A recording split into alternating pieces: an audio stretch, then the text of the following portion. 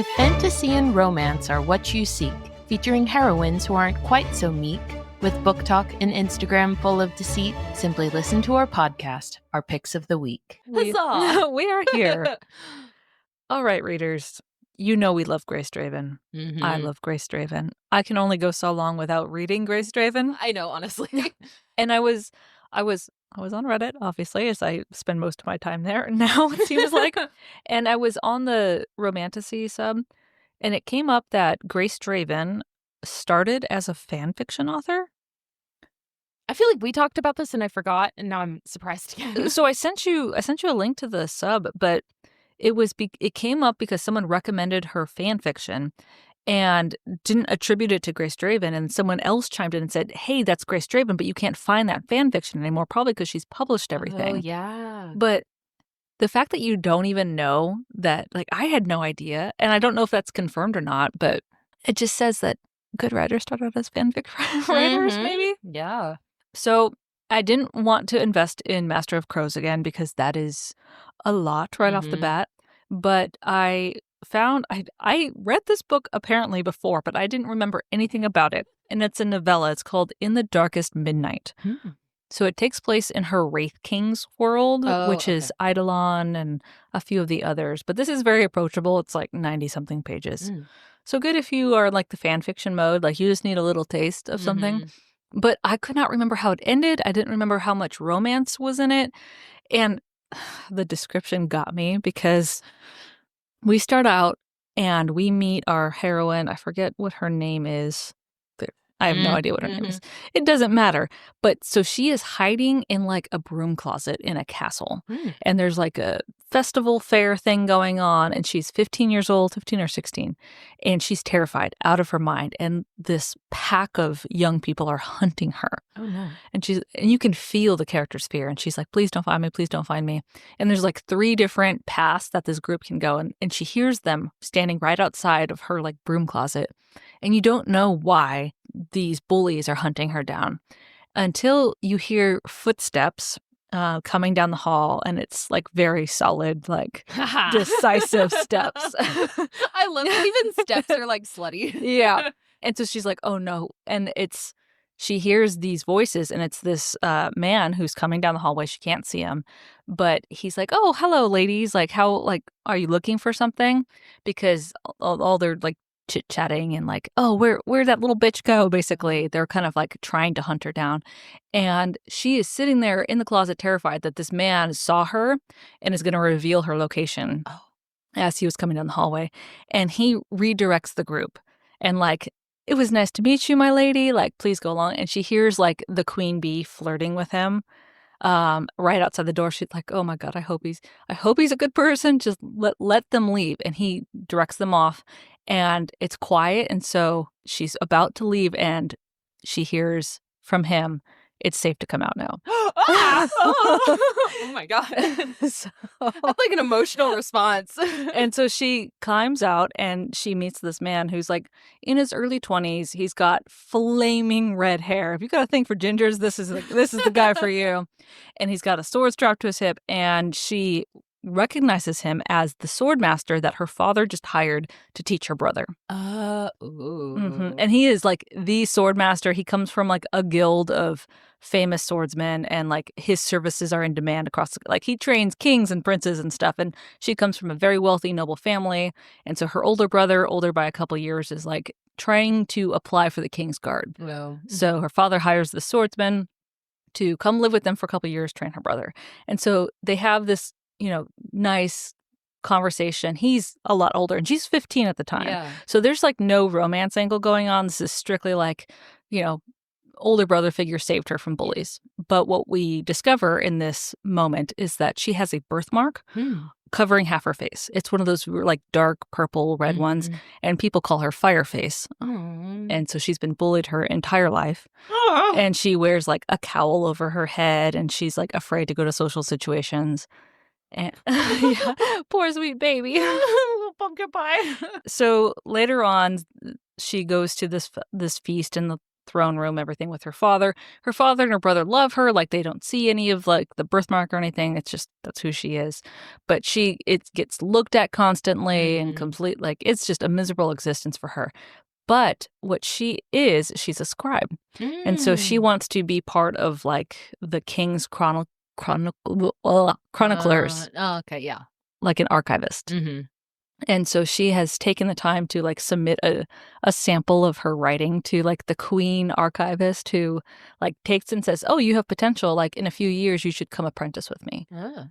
And so this, I won't go much further into the plot, but this short story takes place over the course of, I think, 8 years. Oh, wow. So we get snippets of her starting to attend her brother's, like, swords training lessons, because the archivist asked her to, like, record what she observes from the swordmaster, because their theories and, like, their training mechanism isn't established anywhere. Yeah. And so he agrees, but the swordmaster says, I'll let you record everything, but you have to take part in the training too, because I want you to learn how to defend yourself.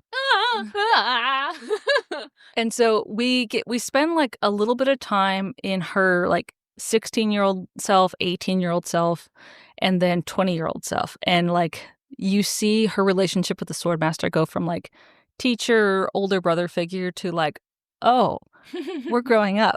You're hot. And so she kind of falls in love with him, and we start to get his perspective. You don't get it right away, but you get it about halfway through the story, where it's suddenly you're, like, in his brain, and he's like, this is my boss's daughter, and I think I love her, but I'm not going to jeopardize, like, my job. And she's still very young. She's, like, 17. And he says, like, she's way too young. I can see the potential of this girl as an adult.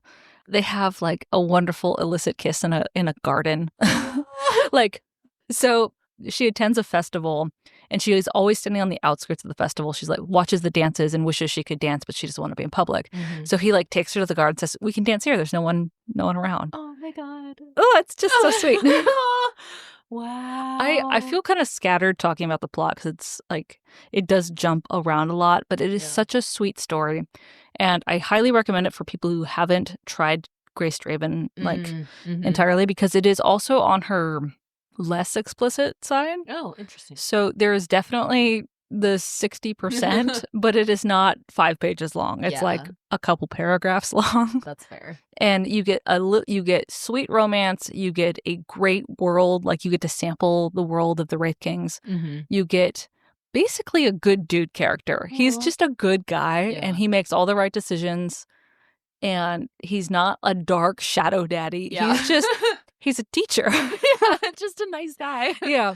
And you get to see her kind of come into herself and grow up and defend herself. And she runs into her bullies, like, 5 years later, and she slaps the shit out of the mean girl. Hell yeah. Like, knocks her teeth loose. Love it. So it's a great coming of age story. It's a great, like, mini romance. It's very similar to the Master of Crows dynamic. Oh, yeah. Except Silhara is an asshole, and our hero is absolutely not. Aww. So, yeah. Because do we know what kind of fan fiction she wrote? Like, in what, like, realm? I didn't get that far into it. Because this feels very Hermione and Snape coded. Oh, yeah. You know what I mean? Like, the older, and he's like, no, I can't. But I guess if he's, like, a good guy, that's not really Snape. I think the age difference is about 7 years is what they say in this. So maybe one of the, like, older Weasley brothers or something. Maybe. Yeah. I guess it could also be, like, not Harry Potter. That's also an option available. I don't know. It's a very good example of Grace Draven's writing in a super approachable manner that's not going to be off-putting to a lot of people. But I can't believe I wrote this as a similar book. Uh-oh. But Fourth Wing. Really? Oh, I could see. Only because of, like, the heroine. It's very kind of similar to Violet, because she also wants to be a scribe. She starts off weak and has, like, a coming of age, coming into herself moment of the course of the books. And that's also, like, a student-teacher dynamic. Yeah. So that's fair. I see what you're doing. I'm not happy about it. Poison Study? Just for vibes, like that. Also, that teacher-student kind of, and I feel like the hero from Poison Study is also kind of one of those good dudes who just makes the right decisions. And I don't know why I put this one on there. It just feels right. The Hanging City by Charlie Holmberg. Oh, you talked about this one before. Yeah, it's a similar. We also have an episode on The Hanging City. The heroine is also kind of one of those downtrodden types who's plopped into a world where she's not comfortable. And there's also like a good dude. Oh, yeah. So there you go. A little smattering. Yeah, I feel like some books are just like purely vibes. Like you can't explain it. It doesn't make sense if you try to explain it, but you're like, no, these are similar. Like I'd put them in the same little grouping. Exactly. That's fair. I love that. Grace Draven is such a like OG boss. Like if you need to snap back into romantasy, Grace Draven is your girl. I was about to say I'm having a romantasy slump, but even you talking about this book, I'm like, oh, I love romantasy. That's fair. Oh, gosh. Well, from Jordan's shelf to yours. We will see you on the next page.